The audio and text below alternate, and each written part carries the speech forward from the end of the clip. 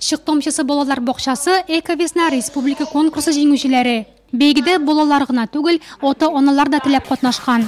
Бокча коллективы исе жюри кыздырууна көмөк флешмоб тагдим эткен. Иш кураллары һәм фантазиянын натыйжасы көз алдында.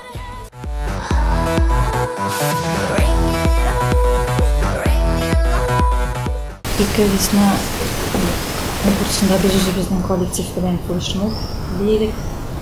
Бул неге конкурста ретинде ата-аналар балалар менен биз бирге иштедик. Ата-аналар балалар менен бирге сертификатлар жасадылар. Балалар мектептен келип еш обучениесин даярдап турдулар. Андан соң ошо бүтүн фото видеолорун бирге жыйып конкурска жибердик. Биз бул конкурста Аллага шүкүр биринчи орун алдык. Садыковлар йортларына ремонт ясый, шуңа капка алдына төзелеш материаллары кайтарганнар. Моның өчен физик затларга штраф каралса да, хуҗабикә җәмәгать тәртибен саклаучыларны курыкмый каршы ала. Чөнки кирәкле органнардан рөхсәт кагазе бар.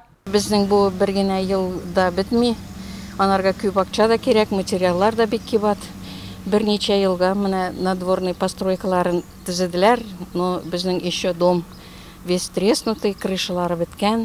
Әминә әлеге бина хуҗасында җаваплык хисе әллә ни сизелми бугай. Йортның йортасы сүтелгән һәм төзелеш калдыклары шул килеш калдырылган. Некоторые жители частных секторов начинают уже говорить, это моя Шәхси секторда яшәүчеләрнең кайберләре минем территориям, ни теләсәм шуны эшлим ди. Ләкин бу дөрес фикер түгел. Койма эчендә әйе аларныкы, ә капка алда муниципаль зона санала. Шуңа да йорт алдына рөхсәтсез төзелеш материаллары куйган очракта физик затларга 2000 сумнан алып 3500 сумга кадәр, ә вазифаи затларга 15 меңнән алып 30 мең сумга кадәр штраф каралган. Шәхси йорт алдында үскән үләнне чабу да хуҗаларның бурычы. Санитар 2 айлык тамам. Оның барышында Нурлат районы буенча 500-гә якын хукук бузуу очраклары ачыкланган. 163 мең сум күләмендә штраф салынган. Урамнарны төзелеш полигонына әверелдерүчеләр комиссия килгәч соң була.